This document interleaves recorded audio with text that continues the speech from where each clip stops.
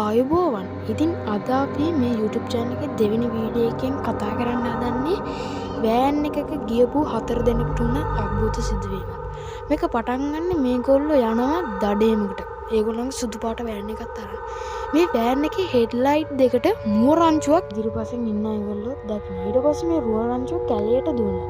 ඊට පස්සේ මෙයාලත් ඒ කැලේ ඇතුළට යන්නේ මේ මුව රංචුව හොයාගන්න. ඒ කැලේ ඇතුළට යනකොට ඒගොල්ලන්ට ඈතින් මේ මුව රංචුවගේ ඇස් ඒගොල්ලන්ට පේනවා හඳ එළියට. ඊට පස්සේ මේගොල්ලෝ ආයේ වාහනේ පැත්තට දුවගෙන ඉන්නේ. එයාගේ ටෝච් එක ගන්න. ඉතින් මේගොල්ලෝ මේ වාහනේ පැත්තට දුවගෙන ආවිල්ලා ඉවර වෙලා ටෝච් එකත් අරගෙන එතනට යනකොට එතනේ මුව රංචුව ඉඳලා නැහැ. හරිද? ඊට පස්සේ මෙයාලා ආයේ ඒගොල්ලන්ගේ ගමට ගිහිල්ලා තියෙනවා. මොකද එයාලට මේක පොඩි අහඹ සිදුවීමක් අද්භූතයි කියලා තමයි හිතන්නේ. ඒගොල්ලෝ එහෙම හිතන්න හේතුවක් තමයි මේගොල්ලන්ට එච්චර ඉක්මනට එහෙම අතුරුදහන් වෙන්න විදියක් නැහැ. ඉතින් මේගොල්ලන්ගේ යන අතරමඟදී කනත්තක් හම්බෙනවා.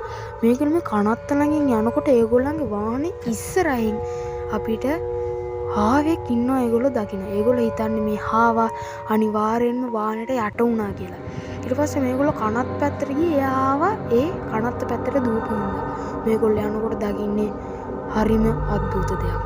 මේගොල්ලෝ දකිනවා ඒ හාවා අර කුඩු ඇවිලෙන ඒ ගින්දර මැදින් දුවනවා. ඇත්තම කිව්වොත් ඒ කුණු ඇවිලෙන විශාල ගින්නක්. ඒ විශාල ගින්න මැදින් මේ හාවා ගියා කියන්නේ එතනින් එහාට මේ හාවා අනිවාර්යෙන් පිච්චිලා එන්න ඕනේ. හැබැයි එහෙම පිච්චිලා ආපු හාවෙක්වත් එතනින් එහාට ආපු හාවෙක්වත් එතන ඉඳලා නැහැ. ඉතින් මට පහලින් කමෙන්ට් කරන්න ඕගොල්ලෝ මේ කතාවේ අර මුව රංචුව එකයි මෙන්න මේ හාවගේ එකයි අතර සම්බන්ධයක් තියෙනවද?